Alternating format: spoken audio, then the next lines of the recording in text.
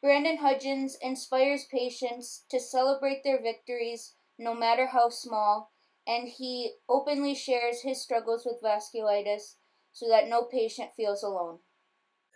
My journey begins in the junior year of my college cross country season. I was a Division One level runner, and I all of a sudden started having breathing problems. And little did I know that those breathing problems would 6 months later lead to a diagnosis of vasculitis. But at the time, I was expected to be one of the best runners on the team, and I quickly found myself behind the women's team and severely underperformed that year. And it really bothered me. But little did I know I was in store for like a much bigger battle here. And over the winter and into the spring, my symptoms only got worse. And I saw doctor after doctor. And finally, after loads of medications and loads of drugs really not making a dent on it, I had sinus surgery. And after surgery, none of my sutures are healed. And my ENT was like, hey, something's wrong with your immune system. And within a week, I had a diagnosis of granulomatosis with polyangiitis. And I kind of thought at that time that, like, oh, okay, we'll treat this and just kind of move on. But I got passed off to a rheumatologist because my ENT couldn't treat what I had. And then I got worse. At my first follow up visit with my rheumatologist, he was like, "We're admitting you to the hospital right now. Your kidneys are shutting down, and if we don't do something, you're going to lose them or have to get be on dialysis the rest of your life."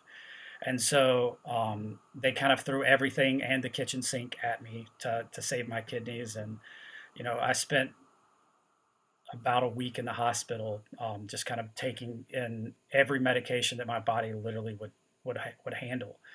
And after getting my levels kind of calmed down and saving my kidneys, I was able to go home and kind of start the chemotherapy and prednisone treatment that was kind of the standard care of treatment at the time.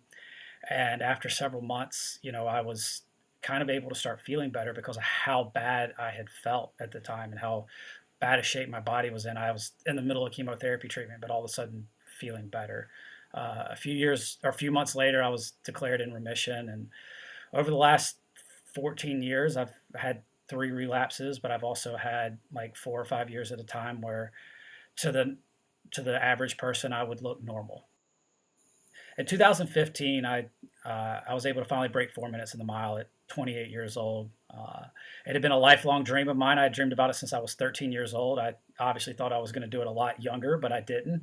Uh, but because of my story and my journey to breaking 4 minutes, Runner's World reached out, and I was able to be featured in Runner's World. And that's when the Vasculitis Foundation found out kind of about my story, and I was able to uh, kind of partner with them. And in 2016, we started the Victory Over Vasculitis campaign, and our goal was to inspire patients to continue to chase their dreams, no matter kind of what happens. And this disease can be very isolating and debilitating, and you kind of have to make a new normal. And it's encouraging people that new normal, that you can make it what you want.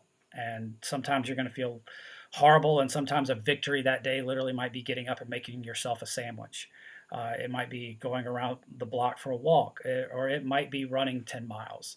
But whatever your victory is that day, it needs to be celebrated, and we need to lift each other up. So that campaign that first year kind of followed my journey to the Olympic trials, and I was able to make the Olympic trials at 28 years old, and uh, fulfill a lifelong dream and inspire a bunch of patients at the time. Because prior to that, myself, I had kind of suffered in silence like many other patients.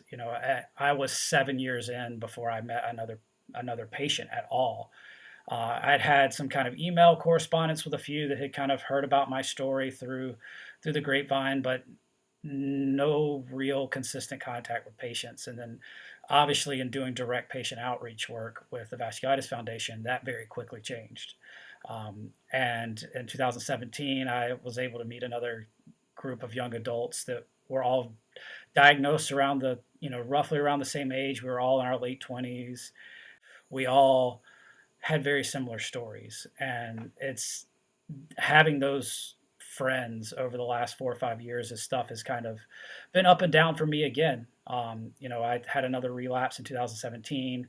I tried to qualify for the Olympic trials again in 2020 and 2021, and it didn't happen. But having these friends that understood what I had been through um, meant more to me and my mental health and my journey than anything before that, because I felt like I had people that really understood what I went through. And that's what the goal of the campaign is like not let people suffer alone.